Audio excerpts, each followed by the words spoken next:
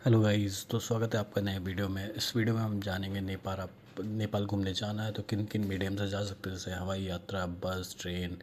और जानेंगे अगर आप अपनी प्राइवेट व्हीकल लेके जा रहे हैं तो आपको कौन कौन से डॉक्यूमेंटेशन की ज़रूरत पड़ सकती है, जिससे हम नेपाल की यात्रा एक सफलपूर्ण और मज़ेदार हो सकती है। तो सबसे पहले बात कर सकते हैं, भारत से नेपाल जाने के कई तरीके हैं, जैसे हवाई यात्रा, बस, ट्रेन। और आपको पासपोर्ट और वीज़ा की ज़रूरत नहीं है। अगर फ़्लाइट्स की बात करूँ तो दिल्ली से काठमांडू की सीधी डायरेक्ट फ़्लाइट आपको मिल जाएगी। और टाइम की बात करूँ तो 2 घंटे लगते हैं दिल्ली से काठमांडू डायरेक्ट फ़्लाइट में। और बस की बात किया जाए तो भारत नेपाल एक मैत्री बस सेवा की गई थी, जिसके माध्यम से आप नेपाल जा सकते हैं। ये बस डायरेक्ट दिल्ली से आपके लिए, दिल्ली से नेपाल के लिए चलती है। अगर आप उत्तर प्रदेश के निवासी हैं तो गोरखपुर से नेपाल के लिए बसें उपलब्ध हैं। अगर आप वेस्ट बंगाल में रहते हैं तो कोलकाता से नेपाल बॉर्डर के लिए बस मिल जाती है।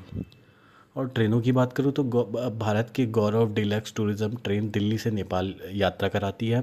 आप भारत गौरव ट्रेन के माध्यम से नेपाल जा सकते हैं।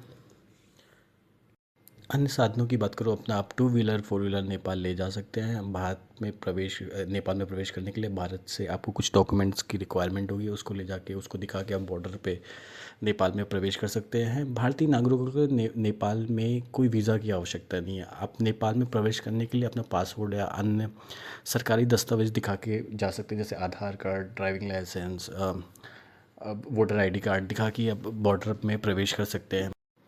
अगर आप इंडिया से अपनी गाड़ी लेके जा रहे हैं तो बात करते हैं डॉक्यूमेंटेशन की, आपको क्या क्या डॉक्यूमेंटेशन रखना चाहिए अपने पास में। सबसे पहले आरसी, अपने RC, driving licence, TL, custom permit, भंसार परमिट जो नेपाल में आपको एंट्री के बाद मिलेगी। भंसार का दो तरीके से रूल है कि पहले आपको बाइक के लिए 150 रुपये इंडियंस देने रहते थे, 150 रुपये नेपाली देने रहते थे, अभी आपको 200 रुपये देने पड़ेंगे। और कार्स के लिए पर डे के हिसाब से पहले 500 रुपये था, अभी 600 रुपये हो गया है। और इसके साथ ही आपको एक एक्स्ट्रा डॉक्यूमेंटेशन की ज़रूरत पड़ेगी, जिसे हम कहते हैं वहाँ का टैक्स सिस्टम। टैक्स के लिए आपको वहाँ पे 500 नेपाली पर डे के हिसाब से देना पड़ेगा। जो भंसार सिस्टम होता है नेपाल का, वो अर्ली मॉर्निंग 6 बजे से जब बॉर्डर खुलता है तो रात के 10 बजे तक बॉर्डर खुला रहता है। तो एक दिन का काउंट ऐसे होता है कि सुबह 6 से रात में 10 बजे तक का काउंट आपका एक दिन हो जाएगा। अगर आप अपनी गाड़ी से नेपाल जा रहे हैं तो सारे डॉक्यूमेंटेशन फिट एंड फाइन रखिए। और वहाँ पे ट्रांसपोर्टेशन, वहाँ पे आप गाड़ी चला रहे हैं तो वहाँ के रूल्स बहुत ही स्ट्रिक्ट हैं।